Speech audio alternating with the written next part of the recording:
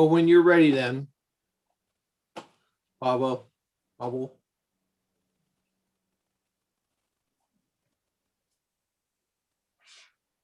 Good evening, everyone. Thank you for joining our meeting here on March 2nd, 2021.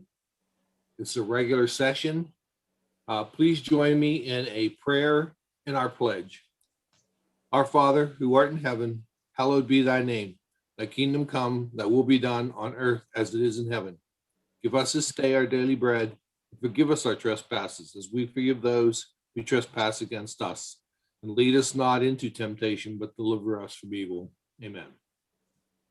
I pledge allegiance to the flag of the United States of America and to the republic for which it stands, one nation, under God, indivisible, with liberty and justice for all.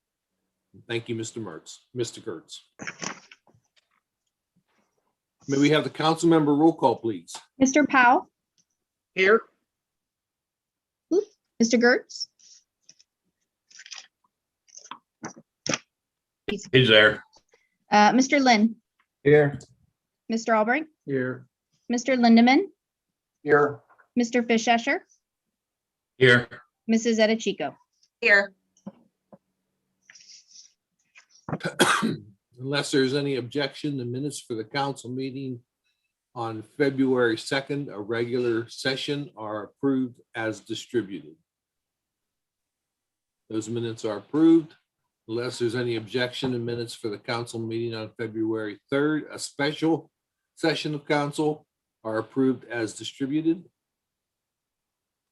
Those minutes are approved, and unless there's any objection, the minutes for the council meeting on February 16th, a regular session of council, are approved as distributed. Those minutes are approved. I do want to let council know and all of the audience that all of the minutes for 2020 are currently up to date and on the Reading website for viewing. And we will get the first quarter in of the 2021 towards the end of this month. Audience participation, I don't think we don't have anybody outside of Chief Edens with us tonight. I don't think you are looking to address council tonight, but if you were, I think there was an invite to talk about body cams. And Patrick, is that something we want to do at this point? I think so, since there's no legislation regarding it. I think just to be respectful of Chief Eden's time, maybe Yes. we could do that now for his sake. Okay, Chief Edens. Chris. Yes. Chris. Randy, go ahead. Were we not supposed to discuss the litigation with the attorney also this evening? That, correct me, Mr. Ross, if I'm wrong, but I thought that was put off until 2 weeks from now. Yes, she will be here in, sorry, my mute. No, she will be here in 2 weeks. She was unavailable tonight. Plus, she thinks she'll have more of an update to give you 2 weeks from now. Okay. But I do need an executive. Don't have to go to executive session. Hold up, Randy, real quick. Yeah.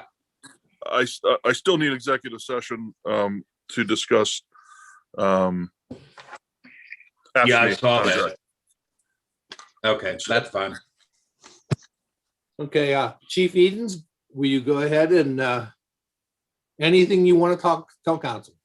Okay, I was asked to come tonight to present to you a proposal for body cams and video cameras for the cars.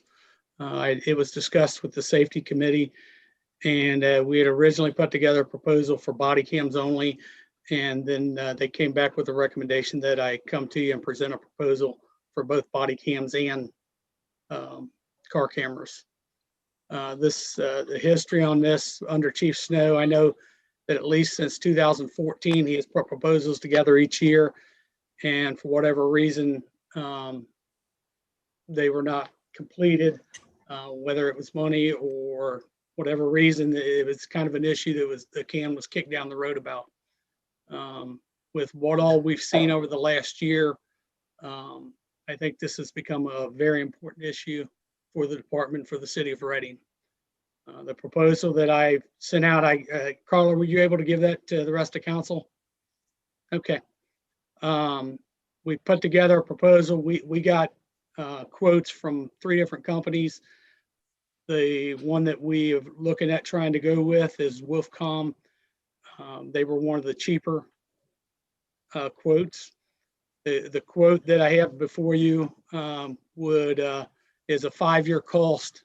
The startup of it's about a little over $46,000, but that's for the first 5 years. That includes 10 cameras to start with. We would get 10 other cameras after 3 years. It would include 7 in-car videos, which is all 7 of our fleet, a standalone server, and then it does away with the need for doing cloud storage of videos, which is very expensive. If you see there midway down, there's a minimum charge on cloud storage of $2,500 per year. That's for a minimal storage. They go your first year with that, and then according to what you go above it, they start raising the rate on your storage on that. In this system that we're looking at, the cameras automatically come on if the lights go on or if the officers hit their buttons to turn them on. It also has capability that if they're in an emergency, that once they hit on, the dispatcher is able to bring up a live video feed of them, or I'm able to from an office, and it'll also give me a GPS location on them, wherever that camera's at. The officers with this system, they're able to review the video for report purposes and to refresh memory. However, they're not able to edit the video themselves. It has to be done through administration for transparency purposes. The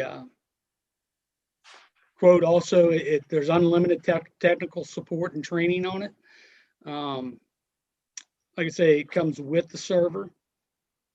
The only additional cost to this under the first 5 years is the installation of the cameras in the cars, which I estimate to be $3,000 to $4,000 done by a local vendor.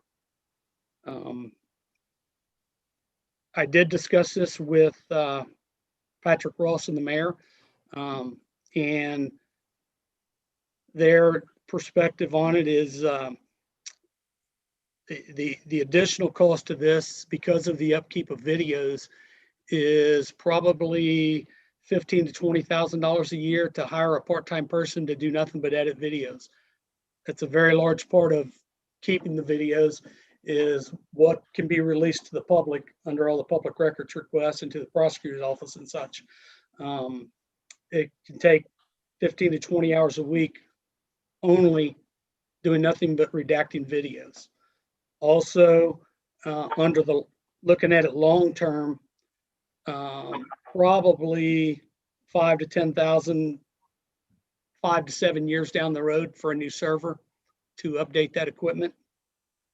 What I would like to do, and I discussed it with Mr. Ross, is go out and see what there is in grants out there that may be available.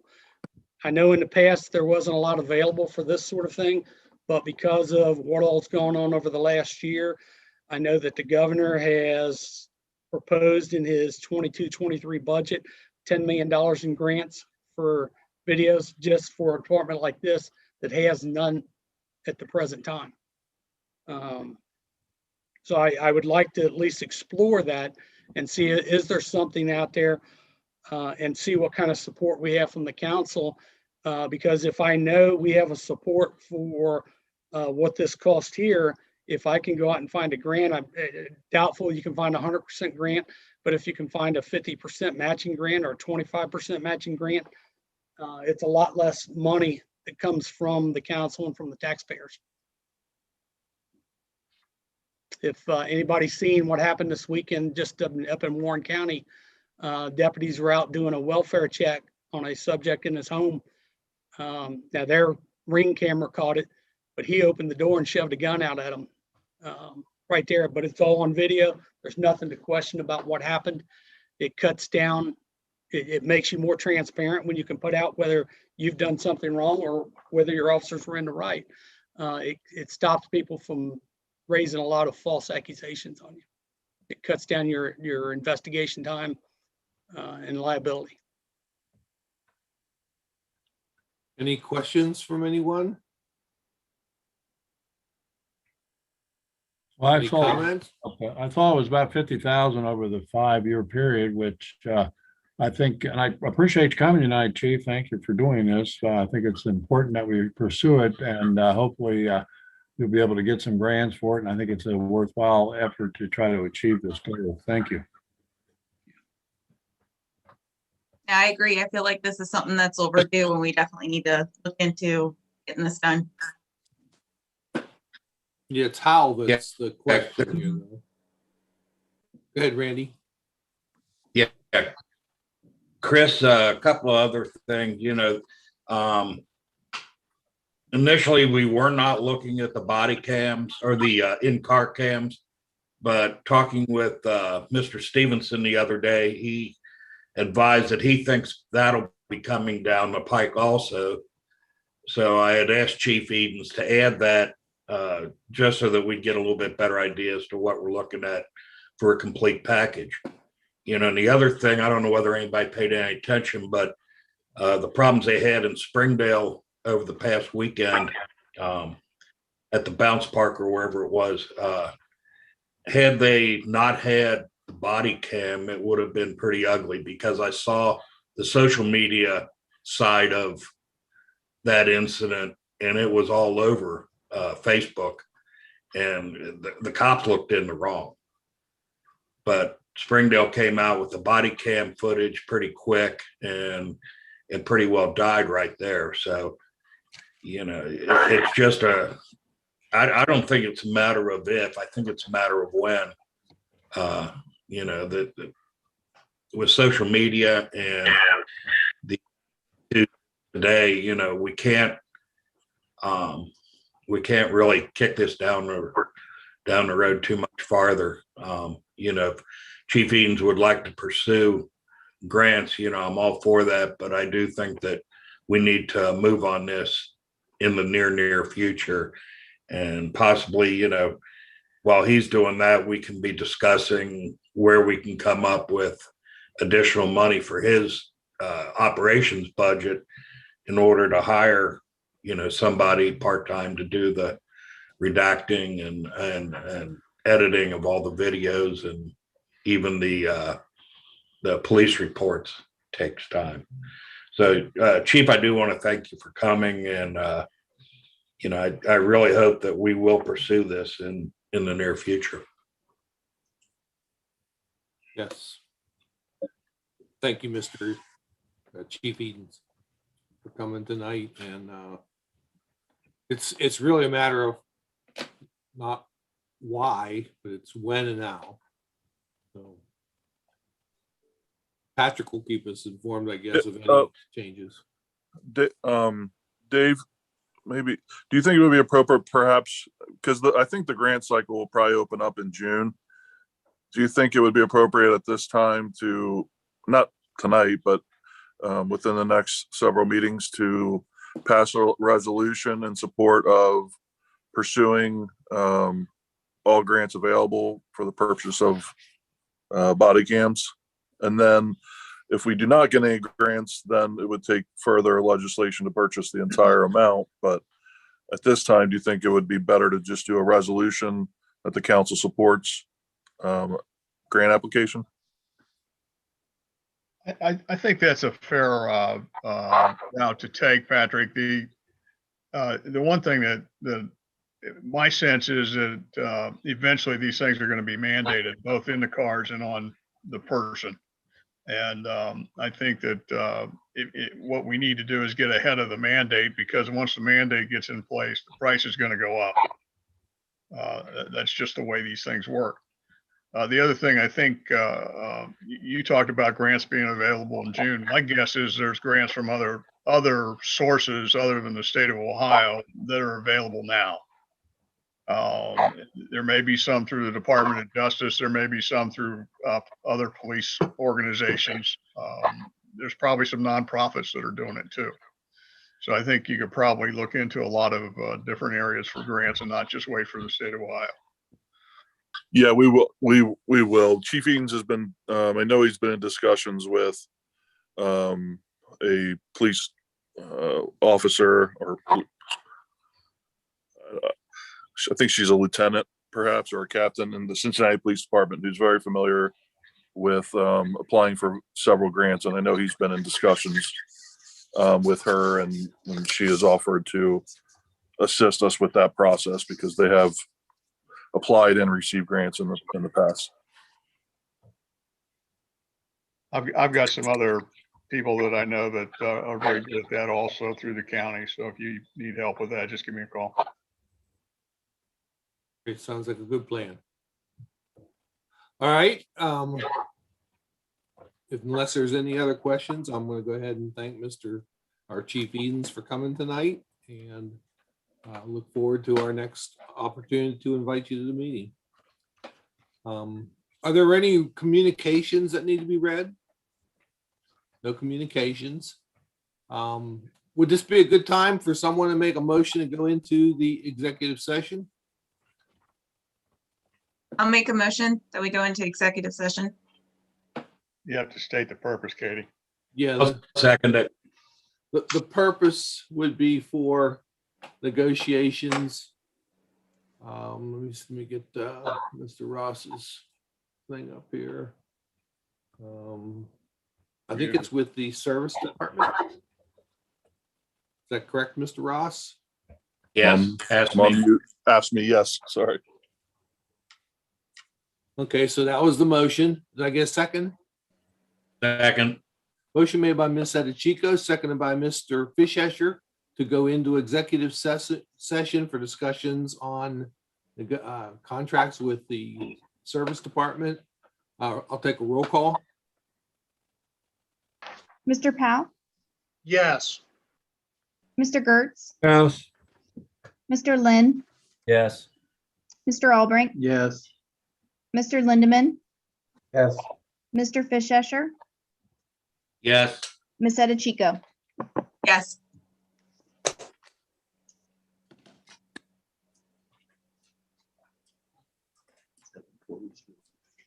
Don't forget to mute your, Yes, please, Voices on please this mute one. here and call the phone number that I had sent out.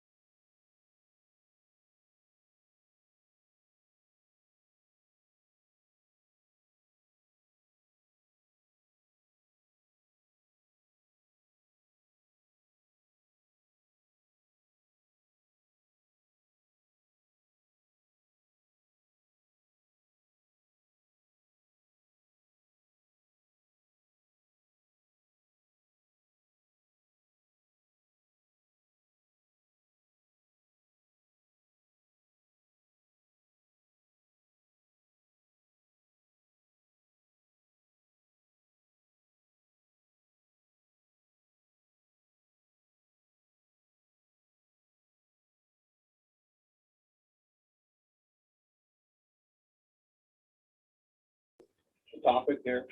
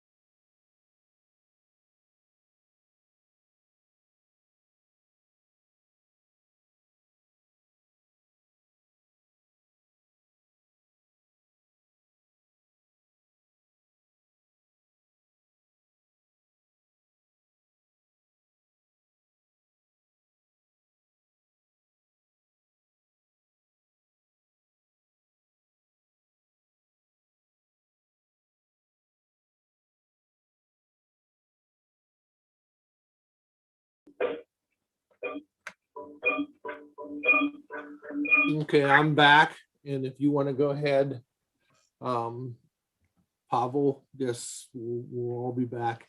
Do I hear a motion? Motion to return. Second. Motion made by Mr. Albrecht, seconded by Mr. Powell to return from executive session. I will take a roll call. Mr. Powell, Yes. Mr. Gertz, Yes. Mr. Lynn, Yes. Mr. Albrecht, Yes. Mr. Lindeman, Yes. Mr. Fischesser, Yes, Mrs. Edichico. Yes, That's unanimous return, and we are returning at 8:26 PM.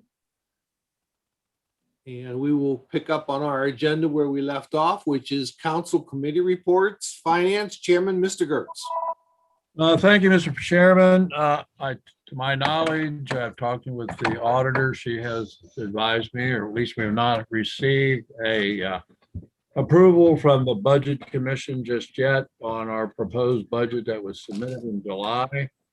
I don't anticipate a problem. It's not unusual that it doesn't come until March, which we are now operating, if I'm correct, I had to remember, I think on a 4-month estimated appropriation. So citizens understand we have an appropriation each year that we have to live within that amount that's approved by the Budget Commission. Ohio is unique in that way that we have a Budget Commission for Hamilton County that oversees what we do, as well as each county in the 88 that we have in Ohio. Submitted in July, and then of course they review it and make sure that we live within our means, not like some other states that I guess from the 1.9 or really $2 trillion are going to get bailed out if it passes from the current federal government because they're not maintaining their control over their own individual budgets in the United States. So Ohio is one of those that does maintain and require governments such as individual jurisdictions, such as municipal governments, even school districts and so forth, to live within their means. So I don't have the approval that I know of the budget at this time from the Budget Commission here in Hamilton County, but as soon as that comes through, I would then anticipate that we will complete an appropriation that will be according to our means, and I'm looking forward to,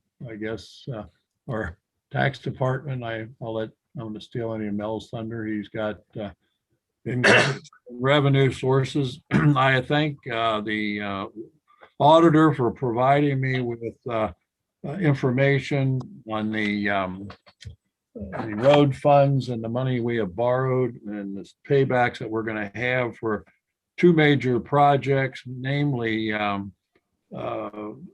under streets and curbs. We have a major project that we had to retire the debt for approximately $800,000 to $900,000 worth of ingress and egress construction around the new school for Balser, Columbia Avenue, Benson Street, and the vicinities of the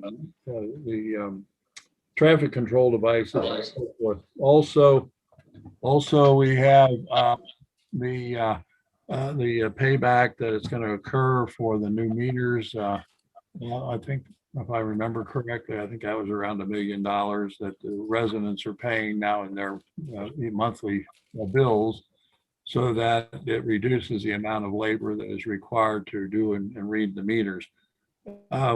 We have other revenue sources. I still am not sure about this. The FEMA fund, it has about $122,000 in it. I'm not sure if that's carrying over some of the grant money that we received, several from Duke Energy and so forth. I don't, hopefully when we do our permanent appropriation, we can earmark these money more aggressively in appropriate sources rather than in the FEMA fund. And the sewer service fee fund is quite healthy. but we may have to tap that. I don't know. It was said that there should be adequate monies to take care of the settlement that we're pursuing and the resolution of a problem with an employee issue. But regardless, those are monies that can be used for basically any form of improvement in the city. But nevertheless, we're trying to keep a handle on it. There's 641,000 currently in that fund.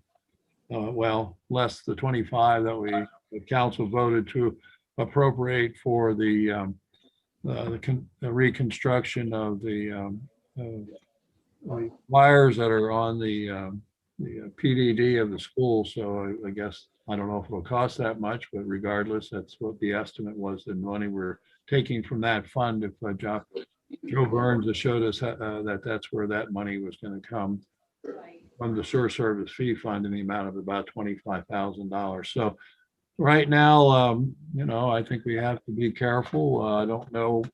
I'm apprehensive. There's still money that'll, if this is railroaded through for the $2 trillion that the federal government's talking about, like this, we can be look at it from the perspective of receiving money from the federal government towards the issues of this type of relief for the pandemic. But the bottom line is someday we got to pay the $6 or $7 trillion back that the bills are running up for our grandchildren, which doesn't make me happy. Or now I have a great grandchild, by the way. So I always thought I was a great grandfather, but now biologically I'm a grandfather. So I hope that he doesn't get burnt with trying to pay this $5 or $6 trillion back that they're amassing at the federal level. So anyway, finances are always a big issue with government, and it's a big issue with everybody day to day in their lifestyle. But I'm hoping that we maintain our conservative approach to operating our government and don't let ourselves get swallowed up into spending money we don't have.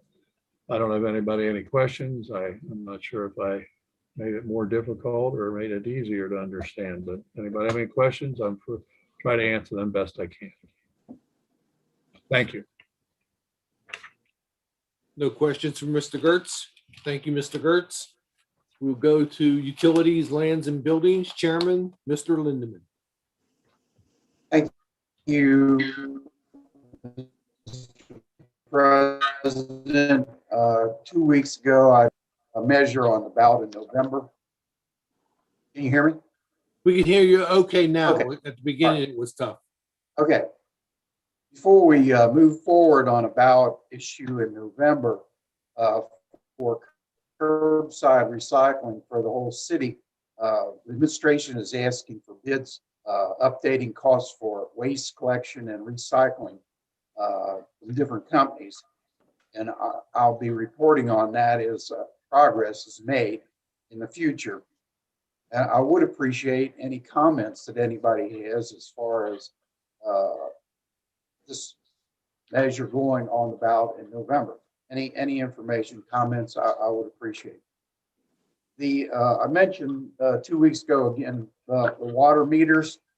We're almost 100% complete installation of the new water meter system, and thanks to the Public Works and people that work in the water department, the employees there, they have successfully installed the meters and are performing up to expectations. I met with members of Mr. Albrink's Service Committee, with several members of the Public Works Department and Mr. Courtney, Chief of Public Works, on the 23rd to discuss personnel and equipment needs. And I'll let Mr. Albrink go into the details there. I'm sure they'll have something to say. And again, I want to comment on Public Works Department for an outstanding job of keeping our streets clear of snow, keeping our citizens safe during the heavy snow and ice period that we had here recently. Again, you can't say enough about that department. Duke Energy Pipeline Duke Energy has sent out information regarding the pipeline that will run through Reading to those residents that will be affected. There's a lot of information, and you can get detailed information from the Reading website. Safety Service Director, Mr. Ross, will be talking to Duke employees every week, and any information he feels will be helpful, he will provide. So look onto the website for that information. That is all I have right now. Chris, Yes, go ahead. I thought it might be a good time for me to go, add to that last part that Don talked about. If you don't mind, Don, just giving a couple more for the pipeline. Sure. And I'm also going to just give an update on the Hunt Road one, since it's both that's utility related to stormwater utility. As Don mentioned, I starting last week, I'm going to start having weekly calls with the project manager who's on site at the project weekly. And this came about, and for most people that follow social media or Facebook, a couple weeks ago, there were door tags delivered regarding parking due to accommodate large delivery. Basically, that was a big mix up on their end. It was a total mix up. It was an error on their part.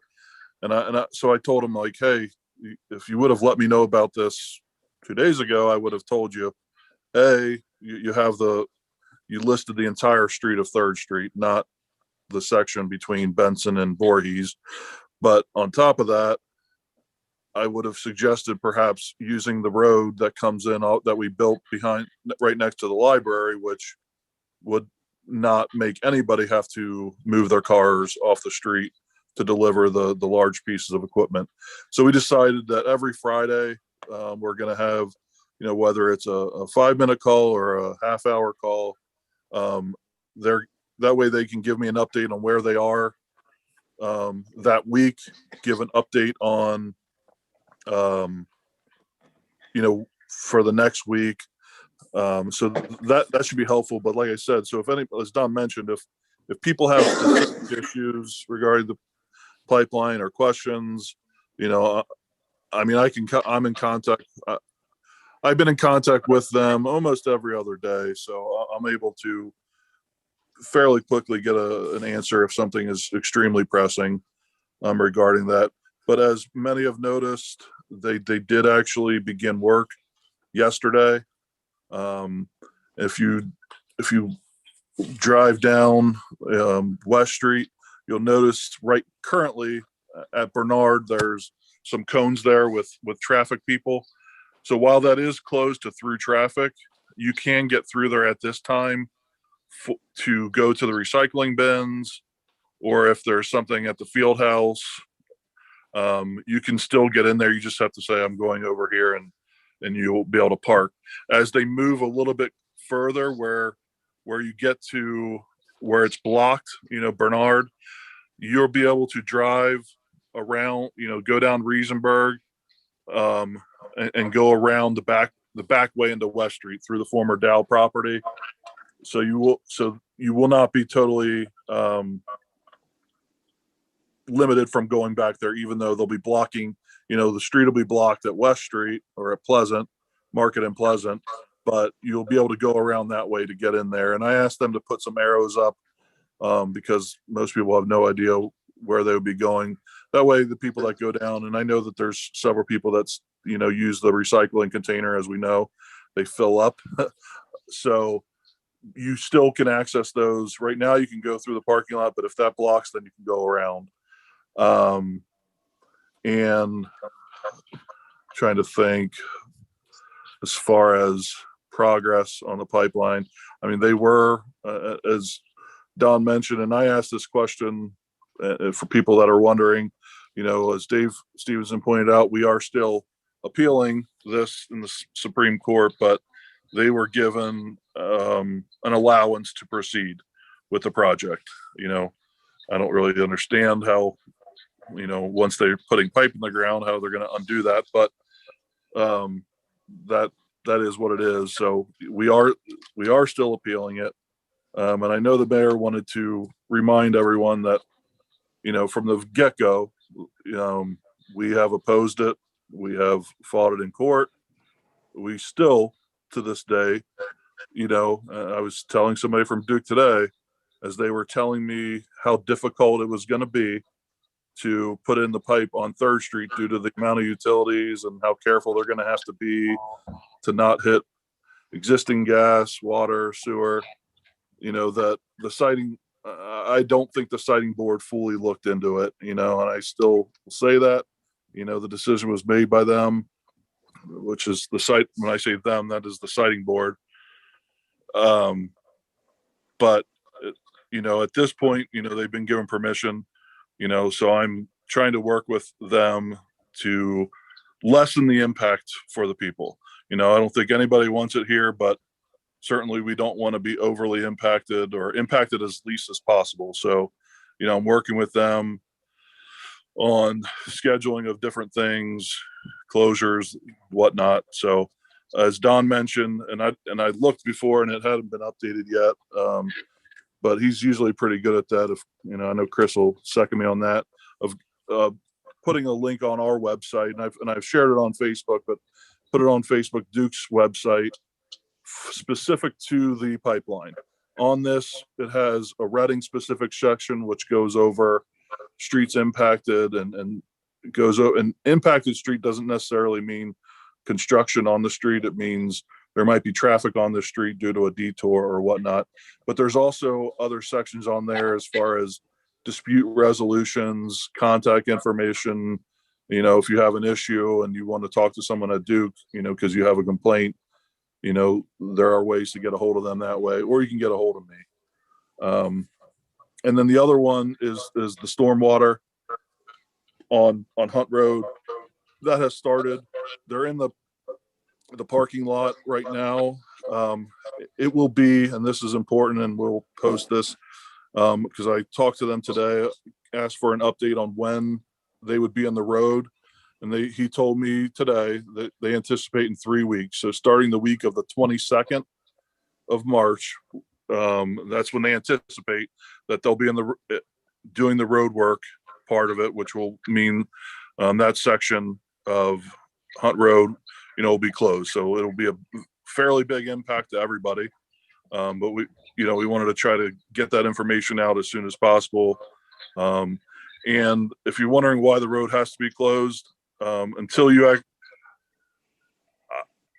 if you take a look at the size of the box culvert that is in there, I was kind of blown away. The mayor drove by it, and then I drove by today as it was being put in the ground. It is massive. I mean, the thing it's huge.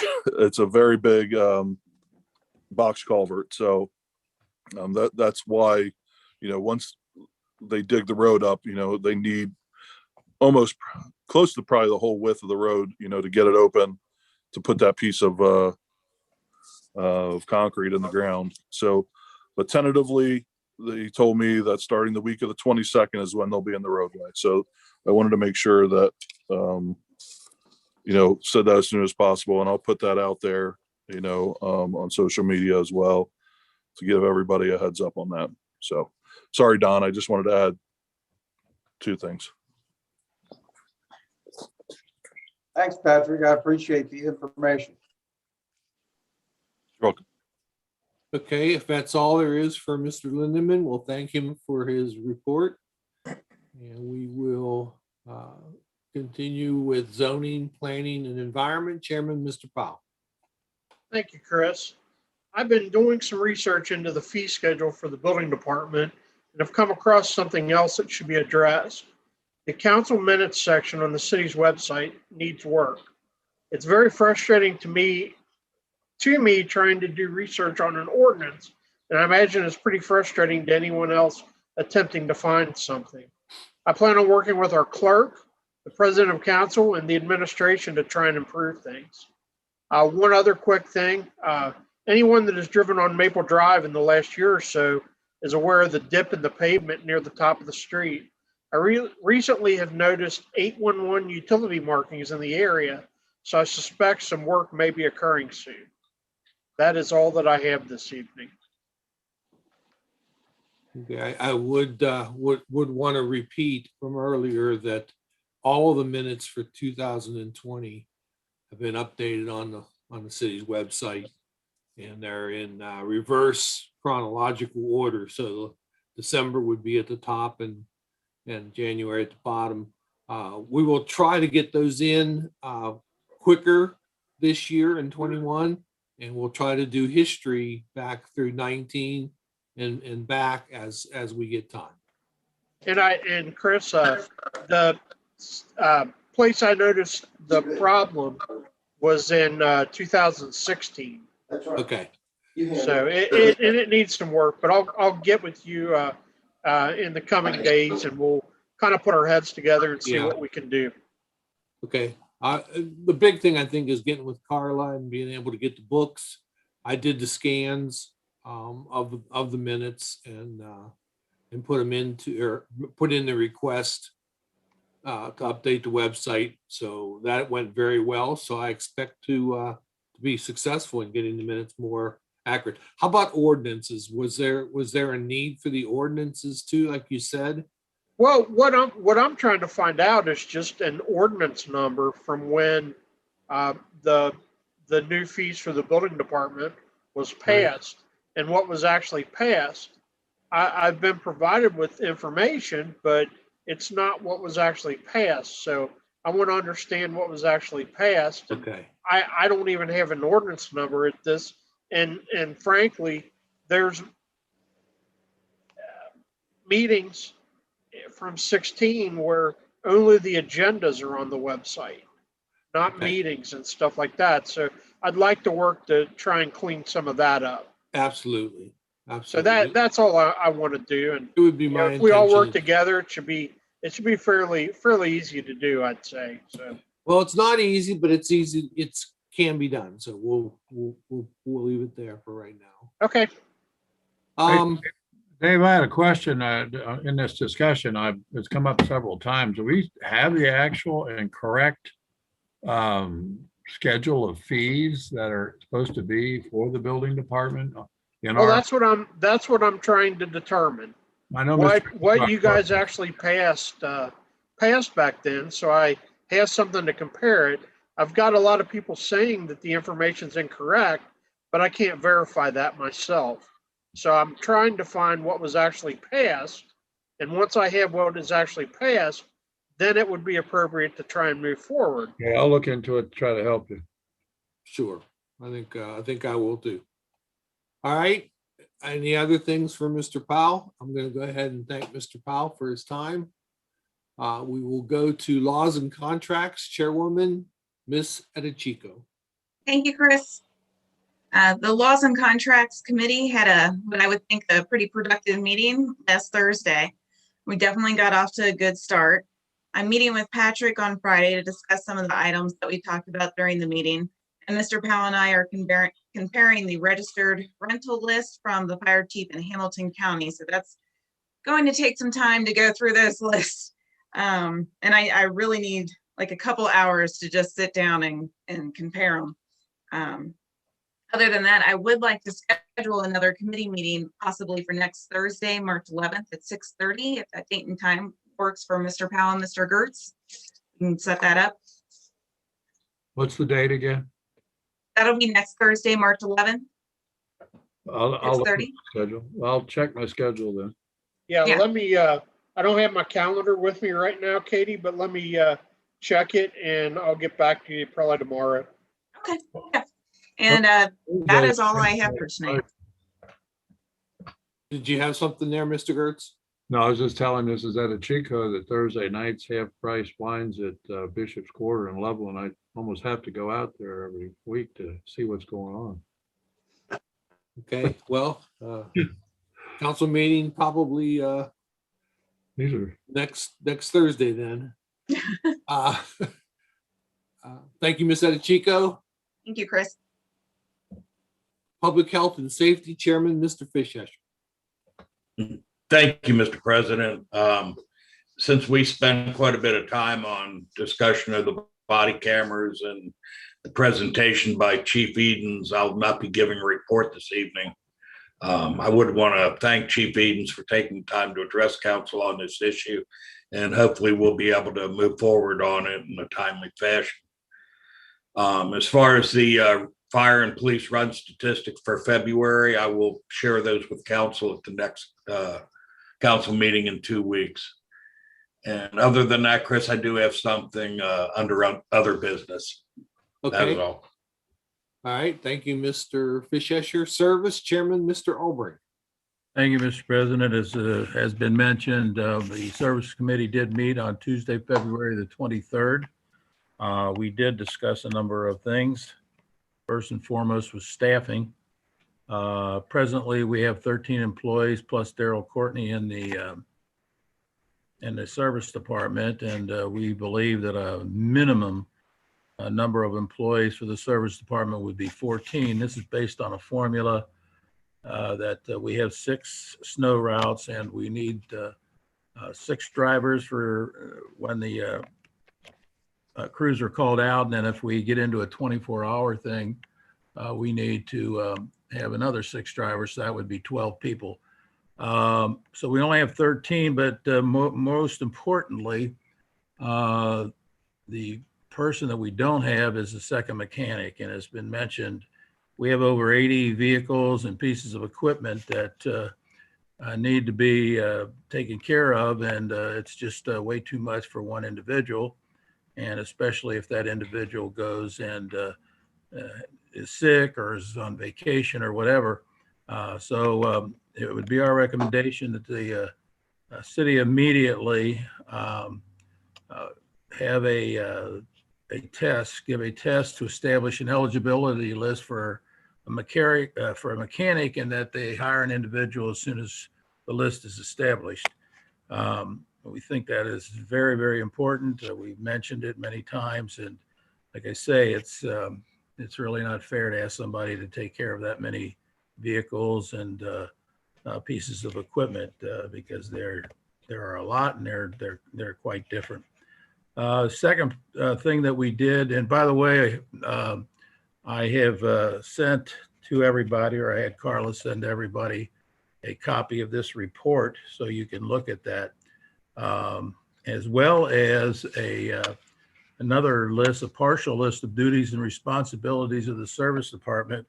I've got 40 things listed there, and I don't think that's all of them, but it's just to give you an idea that the service department has a lot of things that they're tasked to do, and that we need to make sure that we have adequate numbers of people so that we can do things efficiently and safely, and that they have the proper equipment to be able to do things safely.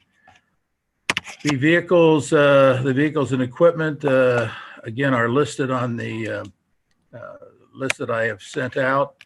Half-ton pickup, 1-ton dump truck, a 1-ton pickup to replace the vehicle used to clean the parks. I'm sure Tom will be okay with that.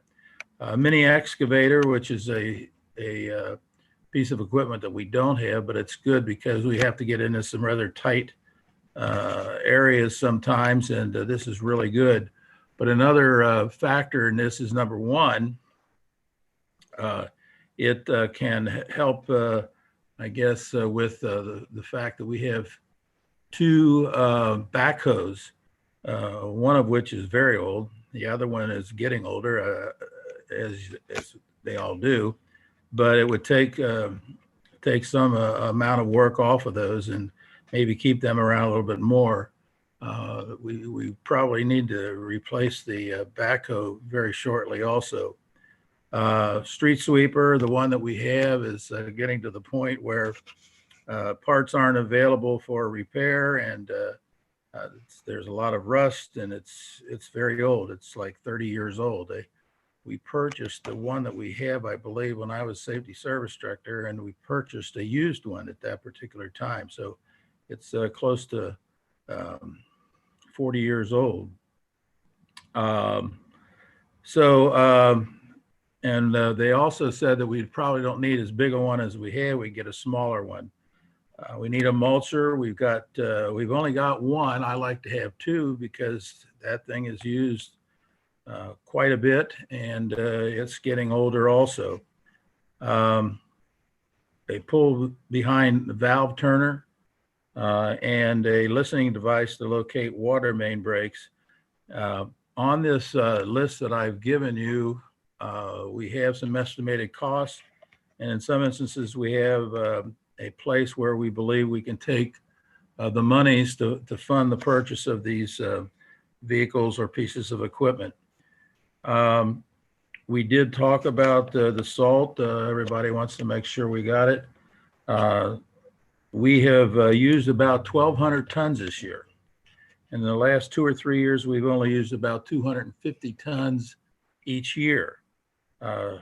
The price of the ice this year, or the salt this year, is $69.69, and that is rather inexpensive compared to what we've had in previous years, depending upon how much snow we get, et cetera, and what the companies want to charge us. But because I know that there have been years when we've spent over $100 a ton for the salt. So that means that we've spent $84,950 on salt this year. It also means that over the past 2 or 3 years, because of the low amount of snow that has fallen, we've saved probably $100,000 in costs. So that's, I guess, no snow is a good thing in more ways than one. So again, Carla has sent this report to everybody, and as well as the list of duties and responsibilities of the service department. And I would hope that we can address some of these issues, because if it's not now, it's going to be later, and we're going to get into that situation where we have to replace something because something just doesn't work anymore. Like we did with the truck. We got a truck that we had ordered last year should be in around June, I believe. So it's you like to be able to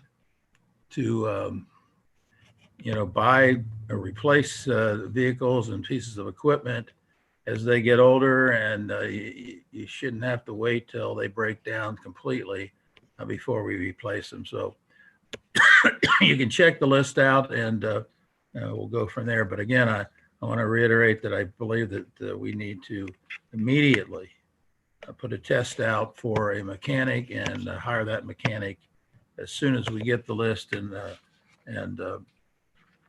interview the people that passed the test. And that's it for this evening.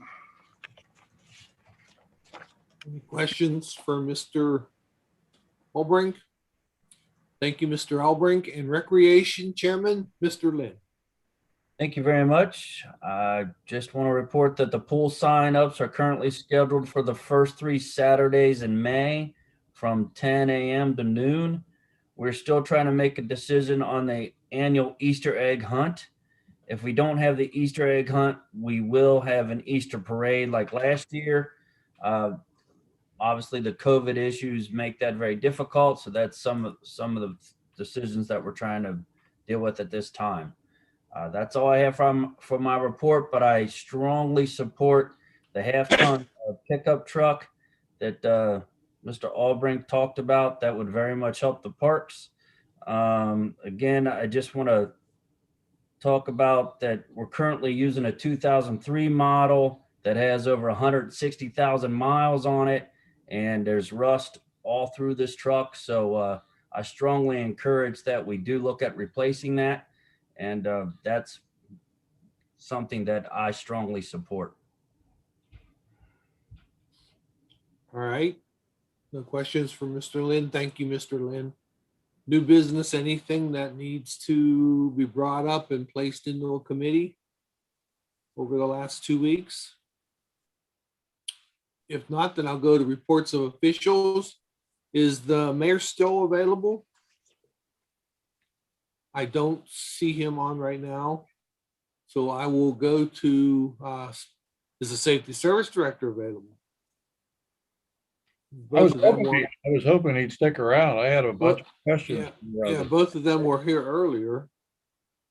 Nothing. Mr. Stevenson was here earlier and he had some other important business, so he left. He didn't have a report. So I will go to treasurer. You still are here, Mel, correctly? Oh, yeah, I'm here. Okay. Thank you, Chris. I'll be brief here. I emailed the current February, but I'll run through it here and give you the highlights. Individual residence income taxes, we collected $45,896 in February, which was about $22,251 less than last February. Year to date, we're still running behind about $25,600. But that's not uncommon at this time of the year.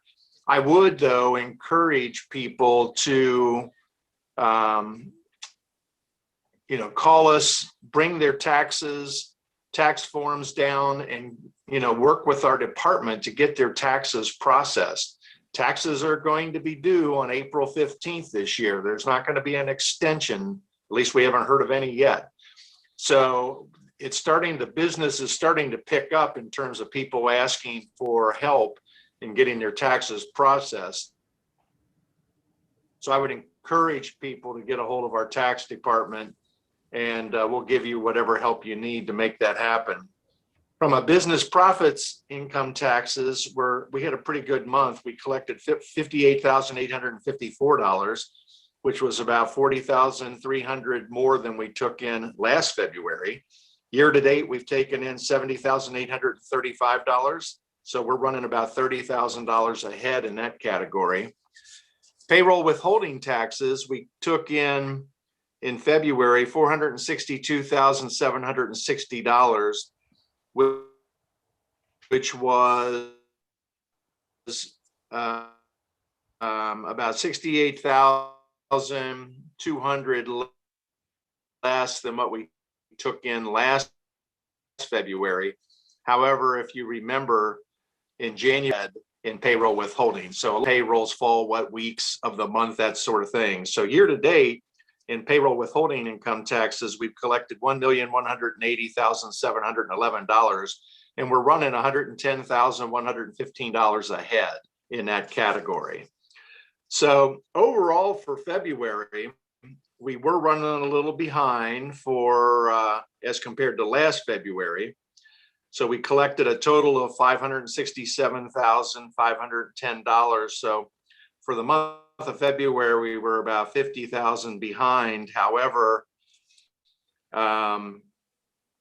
year-to-date progress, we've collected $1,404,871, which is almost 9% ahead of where we were at this time last year. So right now, we are running $114,502 ahead of where we were at this point last year. So, and a lot, like I said earlier, a lot of times it just depends on the dates of when things are due and et cetera, et cetera. But I know City Hall just opened up again. So, like I said, if people need help with their taxes, please give us a call.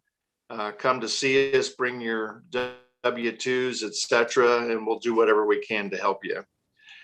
And that's all I've got for tonight. And I do have some other things I need to work on as well. So unless anybody has any questions, I'm going to kind of wrap up my attendance here tonight as well. Any questions? Hey, Mel, I have a question. So when you know how you can all right. Okay. You can bring your taxes down and they'll help you do that. So we should call, schedule an appointment before we come down.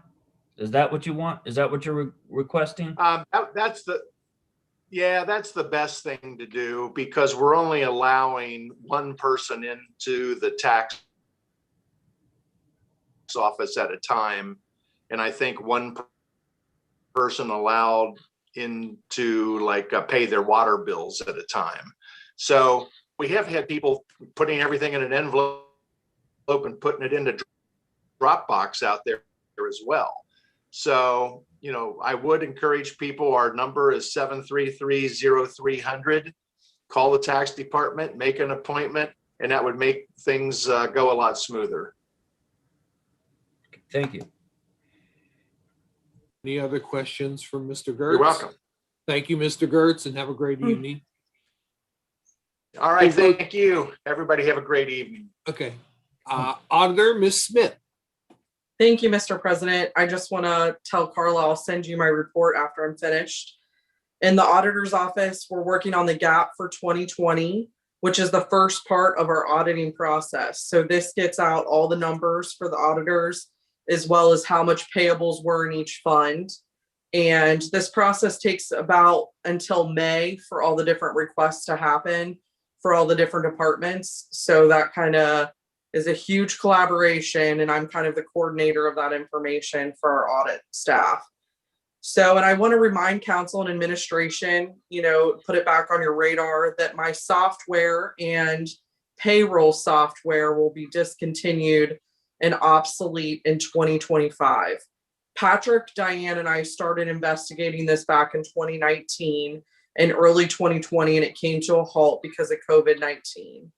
This new system will help with automation, efficiency, and help each department make purchases faster and more streamlined. I don't want to take up too much time with it tonight. The numbers are there about the cost and the differences with this, whether we keep the same kind of CMI as the service that we currently use, or we move to something else. And I would like the functionality to be a lot better, even when the different departments have to use purchase orders or turn in paperwork to Patrick. I'd like it to be more online, so that way they can access it easier and see the approval process, and then see my payment process and make sure all the information's in there. So there's a lot of duplicating work because, we're doing paper processes for some of these, and all this has been, kind of put to like a cloud-like system over the years, and even in early 2000s to be more automated, and it's never been updated since I began or pre-me. So I just want to kind of make sure that's on everybody's radar again. The different kind of consultations for this, if we stay with the same person but just upgrade to their software, is anywhere between $40,000 all the way up to $120,000 with the prime service of a different agency. So, please be mindful that we're trying to be as cost effective, but still get our functionality that we need with this. And Patrick and, different people kind of understand where this has to go, because it's also a payroll function and it carries our fixed assets, which the program currently is pretty archaic. I wanted to remind people about that. And then I also wanted to let everybody know that through COVID, there's been a lot of change of different vendors for the city. Every time we have a new vendor for the city, that means more work on the different departments, and it also means more work on myself. And we have to do an analysis of if that vendor becomes a recurring vendor, if they stay in our system, or I can use, the all 9 code to kind of plug them in because they're a once a year purchase. As you know, with maybe things that you've purchased for your own household, you might have had to use a different vendor for that, or you might have waited longer to purchase that item. And that is the same thing at the city level. Places have closed down. Businesses have been acquired by other businesses, changing information. And all those changes, take time on my part. Plus we have to potentially, if somebody needs a 1099, all those things need to be made. So I want to make sure everyone is aware of that, just because that's now become a huge bulk of the work because of the change in vendors, the service times to get items for our city departments.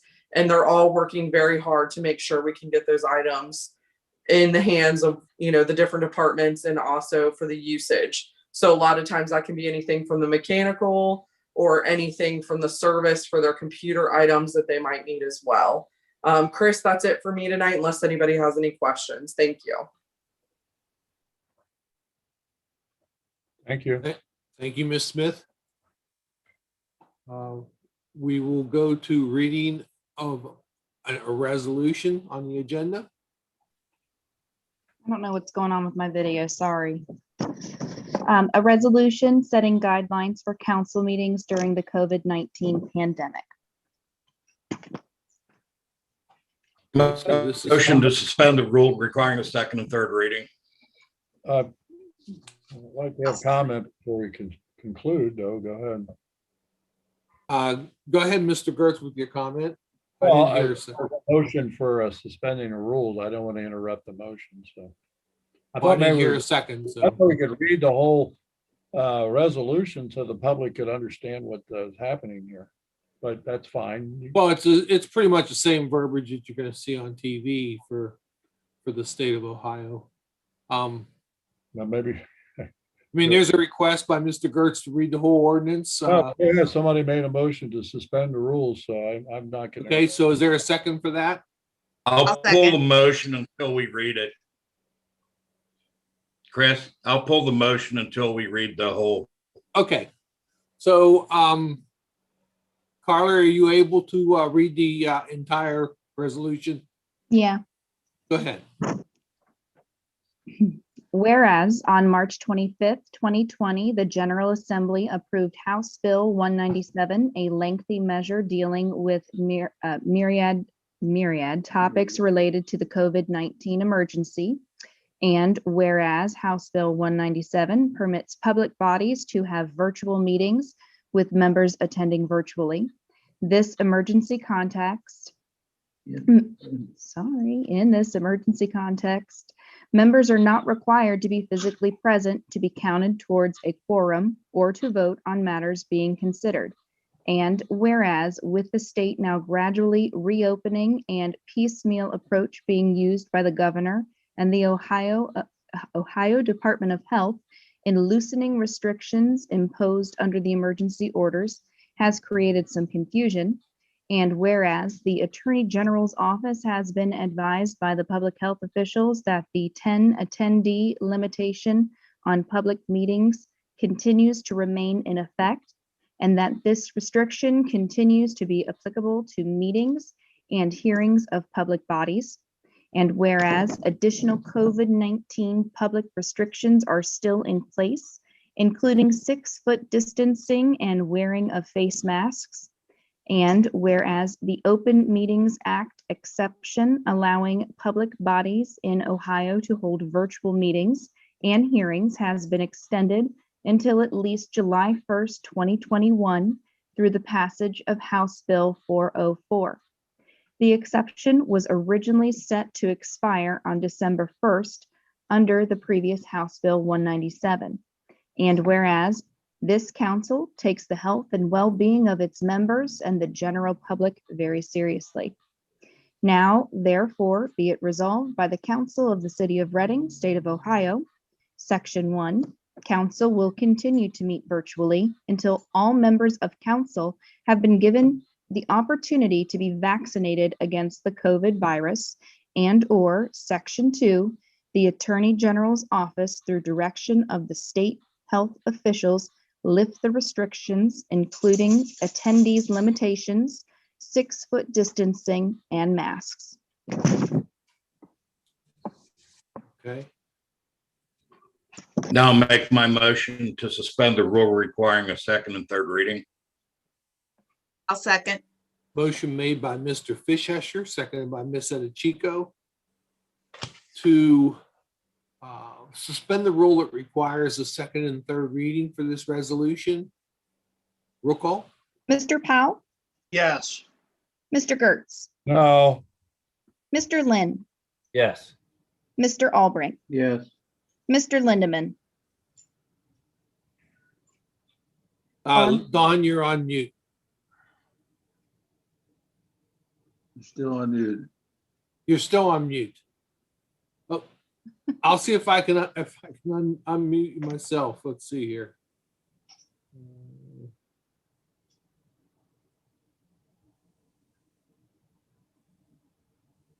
Well, I can't unmute you. It doesn't look like, Mr. Lindeman. So thumbs up or thumbs down? Yes. Thumbs up. You said yes. Mr. Fishesher, Yes. That motion passed. Mrs. Edichico. Oh, Yes. sorry. Now it's Now passed it's passed. officially. Discussion. Go ahead, Mr. Powell. Go ahead, Dave.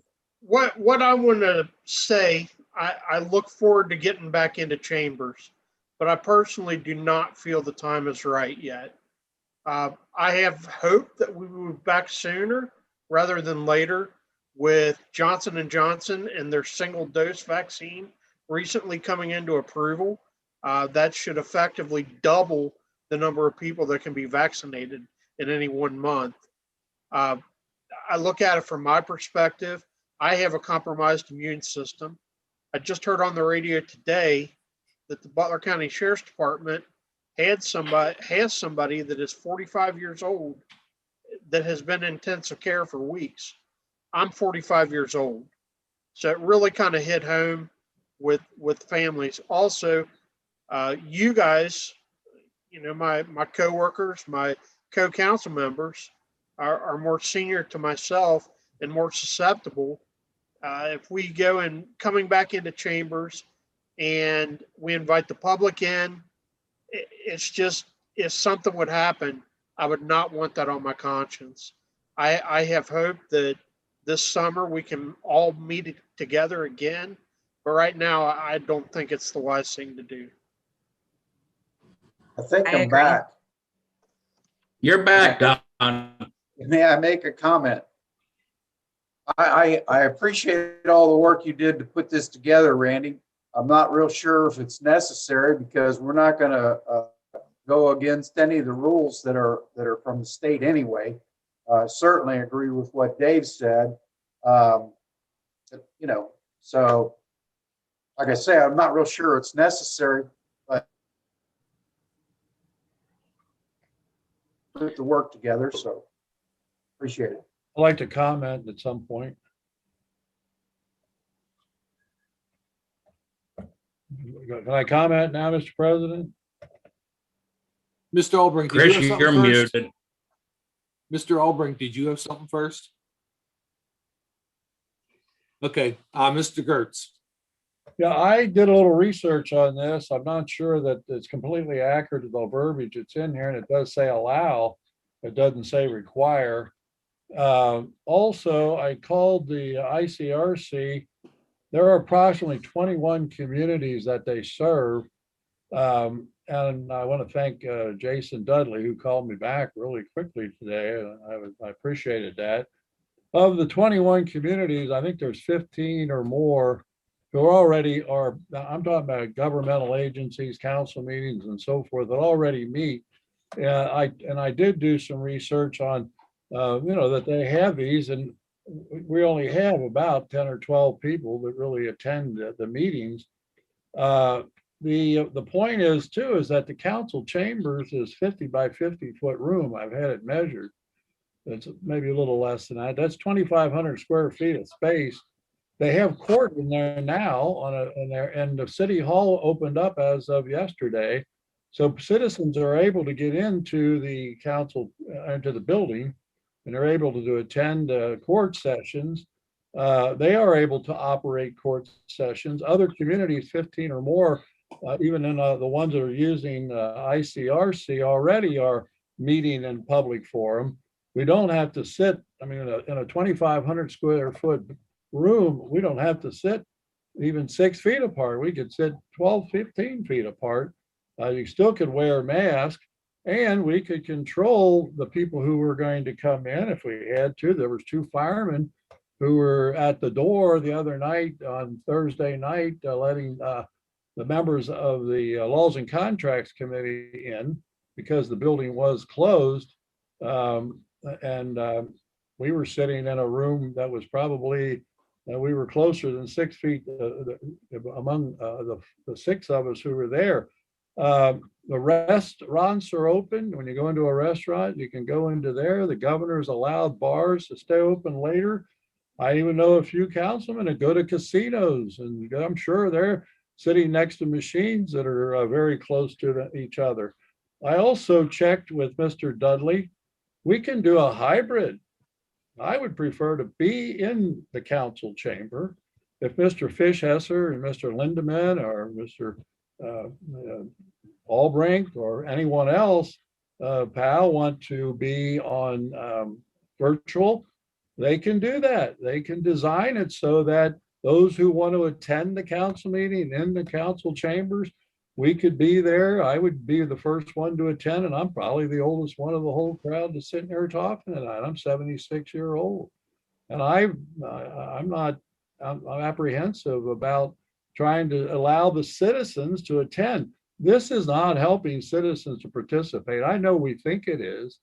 There are people who I think would like to attend the meetings and voice their views, allow citizens to come to the meetings. They could be segregated. We could have worked with either the fire department or have volunteers that will have people that take their turn to go up to the microphone.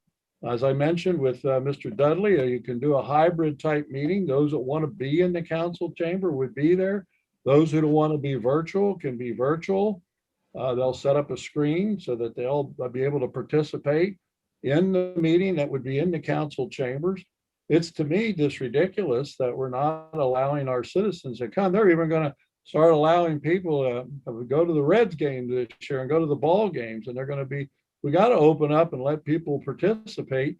There are people who are still asking questions about, and I have a list of things. The service director's not here. He left already. The mayor was here and left, but I have 5 or 6 areas I wanted to cover about what's going on in the city.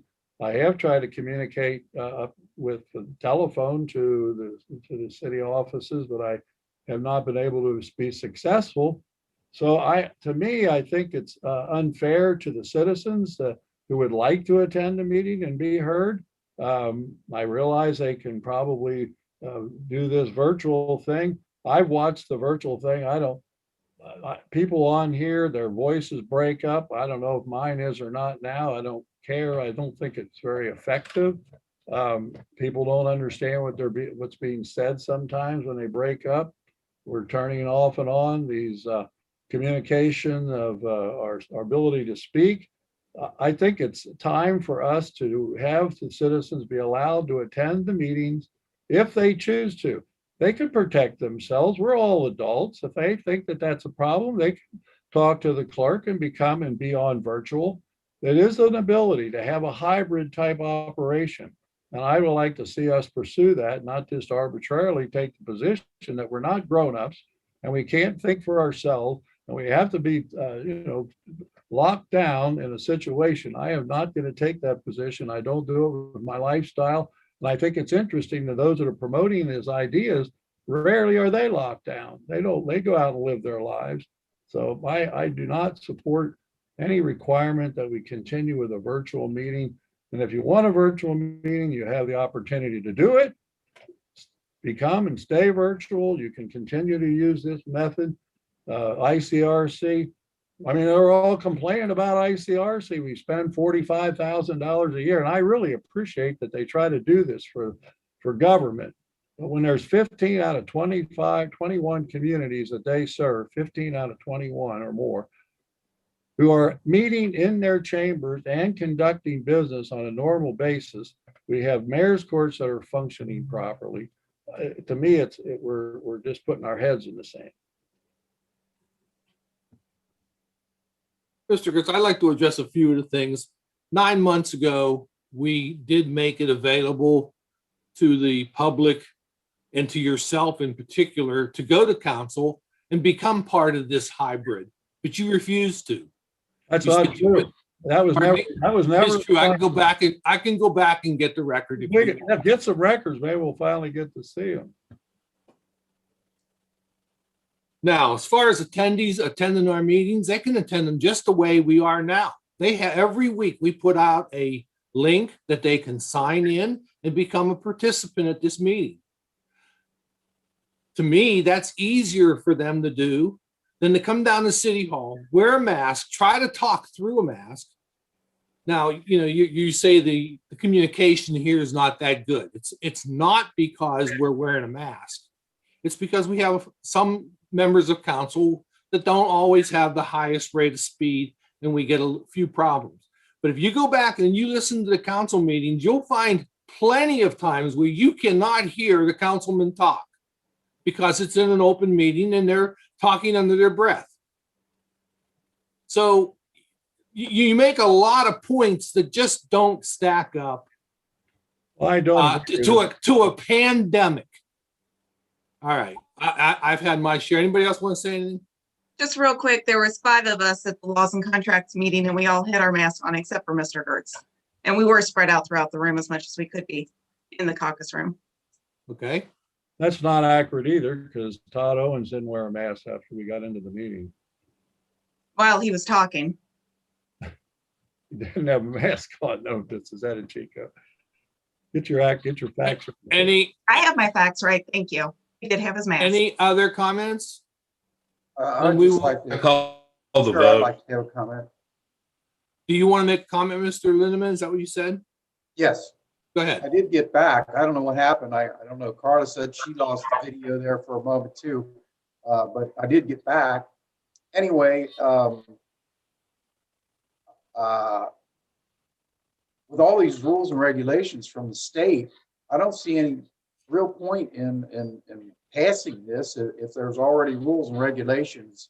I'm not sure what you're trying to achieve, Randy, but I wasn't aware that the individuals could get on Zoom and watch these meetings. Well, so why haven't we seen anybody participate? I'm not real sure why we haven't seen anybody. Why haven't we? They don't know that they can do it. I don't They know. haven't tried to do it. I know we have people who are listening out there that can watch it. There's 2 pieces to this participation. One is just to be an observer. The second one is you have to fill out a form and get an invite from ICRC to be a participant. And no one has done that second half. It's very clear on the webpage that that's what they can do. And communications can always be sent to me still, which they have been. Yeah, we've had plenty of written communications that's been read in the last 12 months. And I do try before each meeting to kind of notify everyone on Facebook that they can do that and they can get the link as well. I do agree that this is easier than getting dressed up in a suit and tie. I mean, I try to dress up nice, but it's easier than getting dressed up like a suit and tie and coming down to the council chambers in the rain or snow or whatever. And it's easier for the council people. So I would think that it would be just as easy for any resident to do the same thing. I wouldn't want anybody, any of the group that's, on council or administration to. Has there been a social uprising that says they can't participate in our council meetings? Has anyone seen any social discussion out there? I've talked to a lot of people who don't like what we're doing this way. And Do you have names, Mr. Gertz? yeah, I got Dwayne Mounts, I got Bob Ashbrook. Dwayne Mount can attend this meeting through our participation method.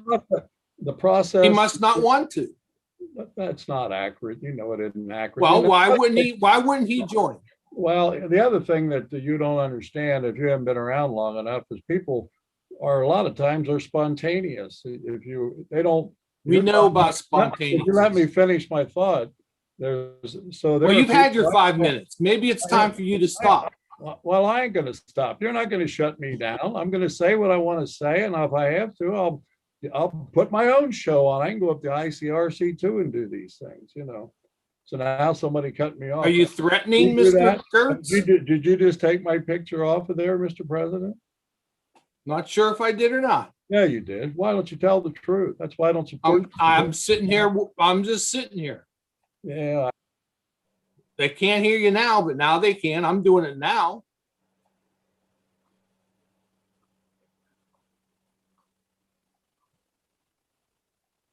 Mr. Lindeman, But Randy, I can't turn you back on, Tony. I don't know what happened. Mr. Lindeman, you asked why I did this. I think I just proved my point.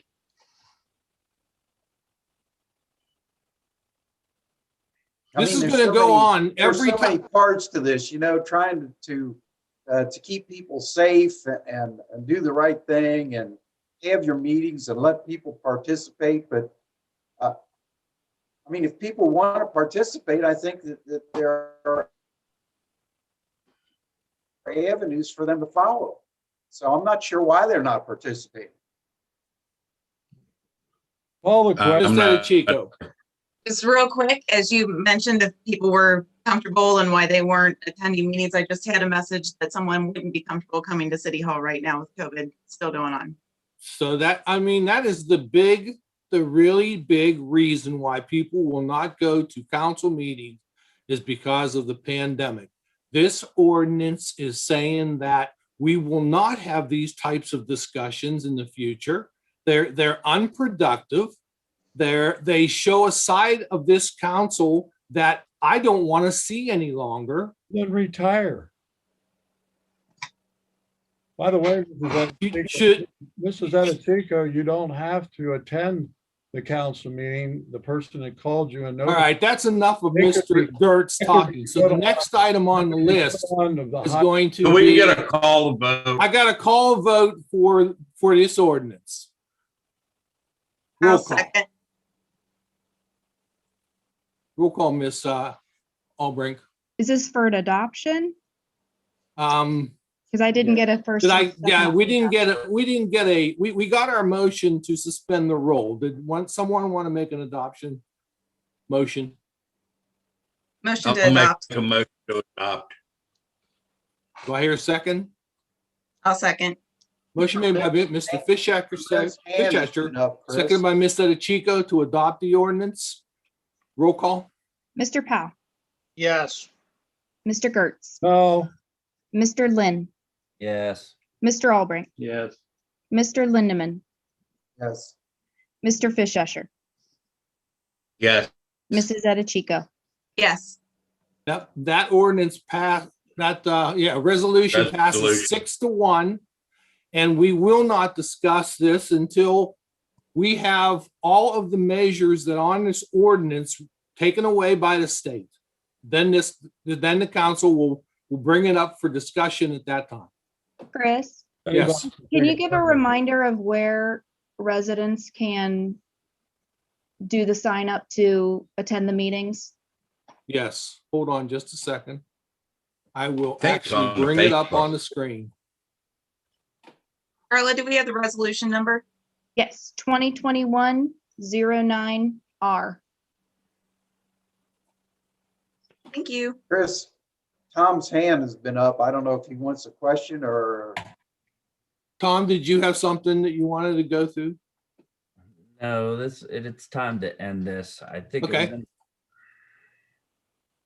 So can you, let's see, which one am I gonna try to, this one here. Can you see this page? No, Yes. you can see this page. So we have two locations right here under city council meetings. The first one is just to view the meeting. So if you go here, you'll see that it says Reading Council Meeting 3/2/21, and it's current. It's what we're doing right now.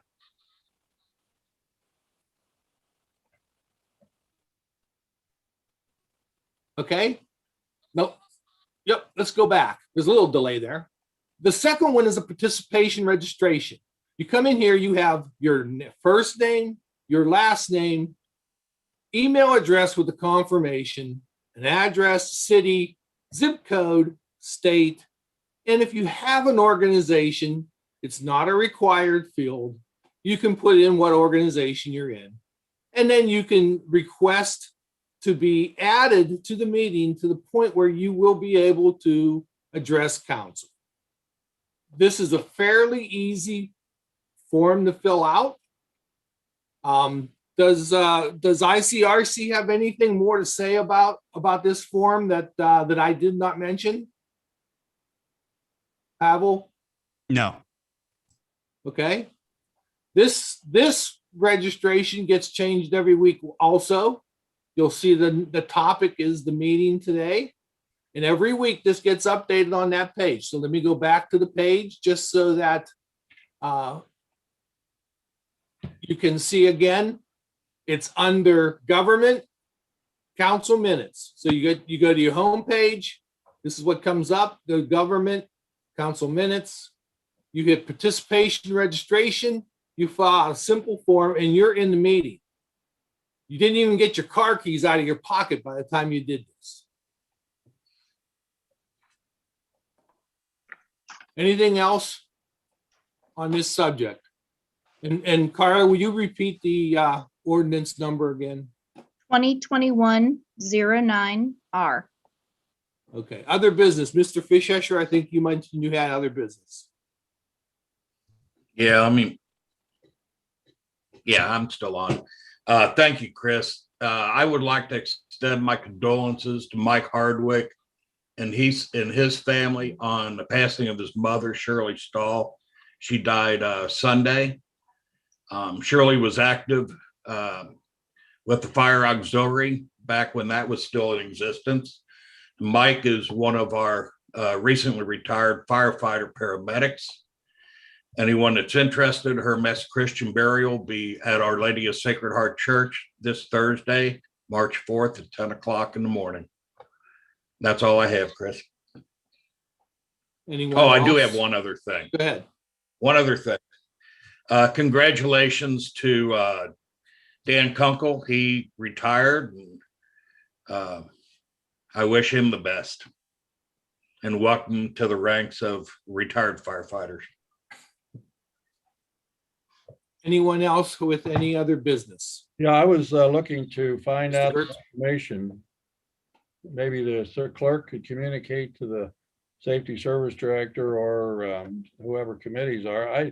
I know we voted before the end of the year relative to the community development block grant monies for I think the majority voted. I think Mr. Lynn supported for the parks to build new restrooms in Canning Park. And of course, that's in my ward. I want to know, does anybody have any status or know what's going on? Have any bids, documents been drafted? Does anybody know anything? I haven't heard anything from any other committee or what's going on with the restrooms in Canning Park, what the status is. If anybody can shed light on that, I'd appreciate it. And Carla, maybe you could, I try to communicate questions to the safety service director and call them. Once in a while, he gets back to me, not always. Also, I did talk to the safety service director. I realized council passed the ordinance to contribute, which I did not support, $25,000 to put the wires underground on the PDD that the school has agreed that they would do. But I asked him to explore with Ron Ashbrook the possibility of running the cables through the original easement area and take it all the way across and under Columbia Avenue and tap it in. I don't know, Mr. Fishesser was pursuing this ordinance. Maybe he has some light he could shed on it. I also mentioned to him that taking the wires to the corner of Balser, he said that we still have a pole there that we need for the crosswalk. But in reality, if we're going to go that route, I think we ought to do a good job, not a half-baked job. And if it's going to go that route, it should go under the road and across and over to keep it all underground. Get rid of the pole, which would be at the corner of Balser. If that's the route they're going to take, I conveyed that to the safety service director. I don't know if he did any more research on it, but you don't need a 45-foot pole to identify a crosswalk there at that location. We don't have that on Reading Road. You could put a different type of signage in. I'd like to see someone, if it's whoever's committee that may be, to pursue that. I think it's only fair to Mr. Mounts that he, he had to hire an attorney and go down and pursue this. At least it's going to be underground to the corner of Balser, but it still takes away from the aesthetics and the development of Balser residents, because that's not the way that was originally developed by Rolfe subdivision many years ago. I'd like to see if we can pursue that, if anybody can shed any light on it. I did talk to the service director and conveyed to him my interest to put a sidewalks on the west side of Reading Road to the corporate limit. I had a constituent some years ago who lives up in the trailer park, and he's in a wheelchair, and he really doesn't have an easy way to get down into town. If we could go ahead and extend it. And I want to thank MCOR up there and VOX for constructing sidewalk across the front of the development of their property. It takes it all the way up to where the antique mall is almost now. We don't have that much farther that we would have to go to construct those sidewalks, but I have not had any feedback on that. I'd like to know if anybody could get better communication or tell me what's happening there. And what's going on with Thurner's Drive. We're going to spend $2 million and take all the trees out. I don't know if there's been any further discussion about that, or whether there's going to be any more meetings on that. Does anyone know about what's happening there? And also, I did convey to the service director, there is a resident in the neighborhood of the city building who's elderly, would like to dispose of his property, but I'm told that the administration supported it, but I've never heard anything back from anyone about whether they've done any appraisal work or they're pursuing any right to acquire this property. I think it would be beneficial to us. It's contiguous to some parking area, and it would be very valuable for us to explore that. So anybody who has connections with getting anything done, I try to call the administration periodically to get response to these things, but I haven't gotten anywhere. Maybe you, Mr. President, have a better rapport and you can get something communicated to them. I'd appreciate it. And or if the clerk would have any help in communicating that, I'd appreciate it. Thank you. I will bring that up with the other administration people between this meeting and the next one 2 weeks from now. Any other business? Then this meeting is adjourned. Thank you. All right. Take care, people. Stay safe. See ya.